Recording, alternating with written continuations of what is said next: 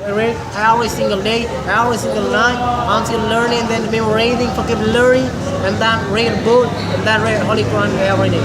And then the last language I learned, I'm going to focus for Spanish. Yeah, this is both of Spanish and Esperanto is the same language, almost the same. It's called libro. In Spanish, libro is the books, and then Esperanto is libro. And then Spanish is como estás. The meaning is who are you, and then in Esperanto, kiel fartas. This is the same meaning. But I'm going to start learning Dutch because I was, learned that a couple of years ago, so therefore take the time.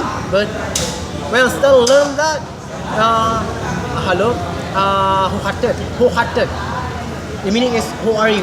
We benjai. The meaning is and you. Hot. This is Dutch language. This is the same meaning like German. I love it, German. That in Dutch. Dutch is German, but Dutch in Netherlands, Holland. Alright, I think